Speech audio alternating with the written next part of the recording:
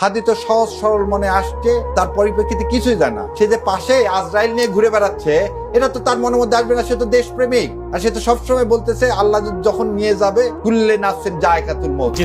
হাদিটা কি? আমি বিভিন্ন টক শো দেখতেছি, কেউ এই কথা আলোচনা করতেছে না। হাদি কি? হাদি কেন টার্গেট? হাদির একটা ভয়েস আছে। ভয়েসটা কি? সে কোনোদিন বিক্রি হয়নি। কার কাছে বিক্রি হয়নি? ভারতীয় আধিপত্যবাদ। জহির রায়হান, শহীদুল্লাহ কায়সার যেমন বিক্রি হয়নি, তেমন হাদিরও দেখেন। ওই ভাই বললো হাদি হচ্ছে ইনকলাব মঞ্চ, সেটা কোনো তেমন পলিটিক্যাল পার্টি না। একটা ছেলে দুইজনকে নিয়ে প্রতিদিন লিফলেট বিলি করে। সে তার কোনো সেরকম কি বলবো আন্ডারগ্রাউন্ড পলিটিক্যাল পার্টি নাই, তার সে ফোর্স নাই, কিছু নাই। সে কারো জীবনের জন্য হামলা স্বরূপ তা না। সে চাইলেই কালকে একটা সরকার ফেলে দিবে তাও না। তাহলে আপনি ওনাকে কেন অ্যাটাক করলেন?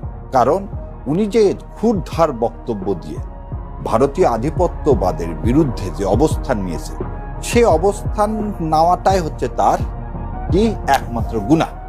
আমি বলবো দোষ না, গুনাহ। যেমন আমিও আপনাদের এই বিভিন্ন চ্যানেলে আসি, এসে কি বলি? ভারতের আধিপত্যবাদের বিরুদ্ধে বলি। সেই জন্য আমাকে কি করা হচ্ছে?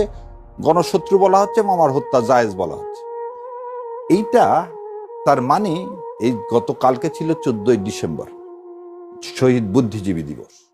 এই বুদ্ধিজীবীদেরকে যে কারণে হত্যা করছিল সেদিন ভারত, আজকে একই কারণে আমাকে, হাদিকে, ফারুক ভাইকে, আপনাকে, যারা ভারতীয় আধিপত্যবাদের বিরুদ্ধে বলবো তাদেরকে কি করা হবে? হত্যা করা হবে।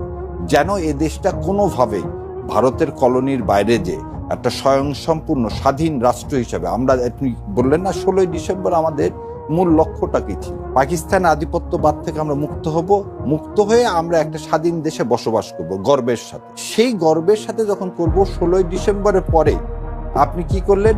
মেজর জলিলকে 71 সালে মেজর জলিলকে ভারতীয় বাহিনী অন্তরীণ করলেন। সে একজন সেক্টর কমান্ডার।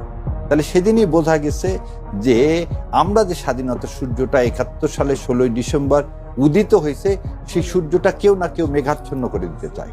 সেই জন্যই কিন্তু আমাদের 36 দিন আমরা যারা এই ভারতীয় আধিপত্যবাদের বিরুদ্ধে যাব, মিডিয়া হাউসগুলো তাদেরকে আস্তে আস্তে কমায় দিবে। যারা এরকম আগ্রাসী কথা বলবে, সত্য কথা বলবে, তাদেরকে মিডিয়া হাউস জায়গা দিবে না। মিডিয়া হাউস কাকে জায়গা দিবে? যারা কম্প্রোমাইজ করে কথা বলবে। আনিস আলমগীরকে কেন গ্রেফতার করা হলো? যদি বলি, তাকে বলা হচ্ছে যে একটি সন্ত্রাস বিরোধী আইনে করা মামলায় গ্রেফতার হয়েছেন সাংবাদিক আনিস আলমগীর।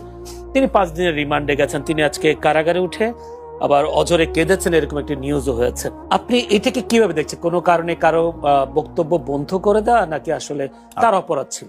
প্রথম জিনিস হচ্ছে, আপনার সন্তান যদি গুলিবিদ্ধ হয়, সেটা আপনার সন্তান মানে তো আমারও সন্তান, তাই না ভাই? আমি কি ওই দিন নিহারি খেতে খেতে নিহারি চুষবো আর